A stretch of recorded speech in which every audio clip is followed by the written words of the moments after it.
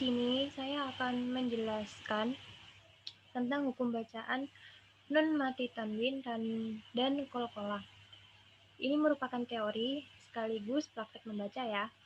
Di sini perkenalkan, nama saya Sekar Amelia Ningrum.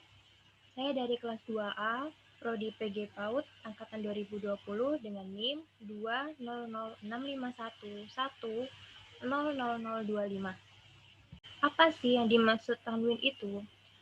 Tanwin adalah nun mati yang pada akhir kalimat isim di dalam melafadzkannya atau menyuarakannya, tapi bukan di dalam tulisannya. Adapun pembagian hukum nun mati dan tanwin. Dalam hukum nun mati dan tanwin, nun mati jika bertemu dengan huruf fathatain, kasrotain, dan dhammatain dan bertemu dengan huruf hijaiyah yang berjumlah 28 kecuali huruf alif, yakni ada a, ba, ta, sa, ja, ha, kho, da, za, ro, za, sa, sya, sol, do, to, do, ain, hoin, fa, ko, kaf, lam, mim, nun, wawu, ha, ya. Akan menimbulkan 4 hukum bacaan, yaitu ada idhar, idgham, iqlab, dan ikhfa hakiki. Alif itu tidak menerima harokat atau bisa dikatakan mati, sedangkan hamzah menerima harokat. Izhar menurut bahasa etimologi adalah jelas atau tampak. Menurut istilah terminologi adalah melafadzkan huruf idhar dari makrojnya dengan suara jelas atau terang, dengan tanpa disertai mendengung, atau bisa dikatakan bila guna. Adapun jumlah huruf idhar ada 6, yaitu a, ha, ain, ha, ho, ho. Dinamakan halki dikarenakan keenam huruf tersebut tempat keluarnya adalah berada di tenggorokan. Adapun juga kaidah idhar halki. Jika ada nun mati atau tanwin yang bertemu dengan salah satu dari huruf halak yang 6 tersebut, maka harus dibaca dengan suara terang atau jelas, baik bertemunya itu dalam satu kalimat atau di lain kalimat. Contoh kalimat nun mati dan tanwin tidak satu kalimat. Misal, an-amta. Yang kedua ada idgham. Idgham menurut bahasa adalah memasukkan sesuatu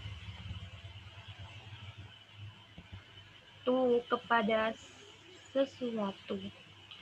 Idgham menurut istilah terminologi adalah bertemunya huruf yang mati dengan huruf yang hidup, sehingga ketika dibaca akan serupa dengan huruf yang bertasydid.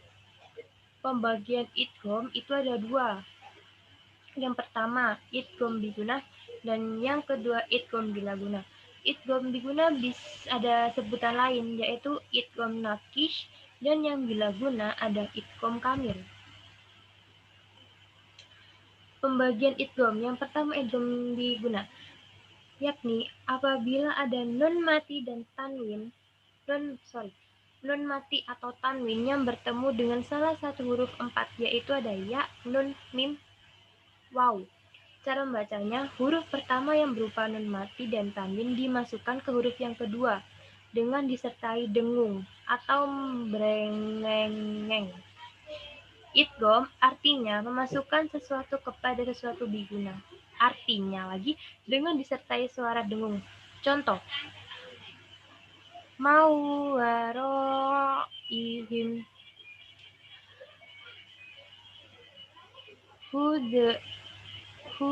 yamirrabbihim. Seperti itu. Kecuali idhar wajib apabila ada nun yang bertemu dengan huruf wawu atau ya dalam satu kalimat, maka yang demikian itu harus dibaca dengan terang atau jelas. Dikarenakan jika diidghamkan takut menyerupai huruf muddo'ah, huruf 2 yang sama.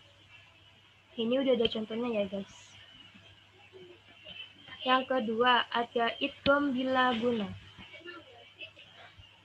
Idgham bila guna apabila ada nun mati atau tanwin bertemu dengan salah satu dari dua huruf yaitu lam dan ro. Cara bacanya adalah huruf pertama yang berupa nun mati atau bertanwin dimasukkan ke salah satu dari dua huruf dengan tidak disertai suara dengung bila guna. Contoh, mirrobbihim. Mirrobbihim itu enggak ada dengungnya. Dan yang kedua ada Ghafurur Rahim. Enggak ada dengungnya. Tidak beda lagi dengan yang idgham diguna tadi itu ada dengungnya. Miwaraihim itu ada dengungnya. Lanjut ke iklab. Arti iklab menurut bahasa yaitu membalik atau menukar.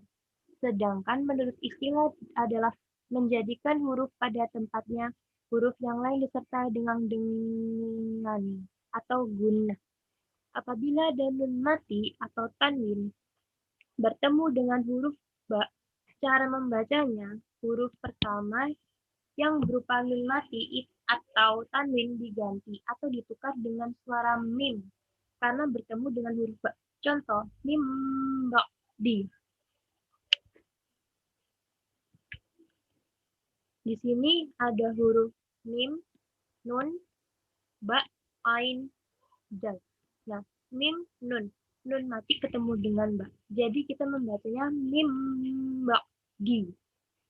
Jadi di iklab itu hanya cuma ada satu huruf, yaitu ba. Lanjut ke ikfa. Ikfa ini artinya menyamarkan atau menyembunyikan bunyi nun mati atau tanwin. Maksudnya itu bunyi nun mati atau tanwin dibaca samar-samar antara jelas dan dengung. Serta cara membacanya ditahan sejenak. Hukum bacaan disebut ikfa apabila nun mati dan tanwin bertemu dengan salah satu huruf ikfa yang jumlahnya itu ada 15. Ada ta, sa, ja, da, za, ja, sa, sya, so, do, to, do, fa, ko, ka. Fa, ko, ka. Contoh, ada di surat Al-Falaq ayat 2 dan surat Al-A'raf ayat 3. Qul a'udzu birabbil falaq min syarri ma khalaq. Min syarri ma khalaq. Itu ada nun bertemu dengan huruf shin atau sya. Kita bacanya samar-samar dan ditahan sejenak. Min syarri ma khalaq. Sebelum membaca Al-Quran dengan baik dan benar, kita harus terlebih dahulu mempelajari makharijul huruf. Setelah mempelajari makharijul huruf agar bacaan kita tambah indah dan bagus, kita perlu mempelajari beberapa tajwid seperti ikhfa, idhar, idgham, qalqalah, dan lain-lain. Hukum bacaan qalqalah ada hukum bacaan yang apabila seorang membaca salah satu huruf qalqalah itu, cara membacanya haruslah dipantulkan. Apabila huruf qalqalah dijumpai di tengah kalimat, maka itu dinamakan qalqalah sughra.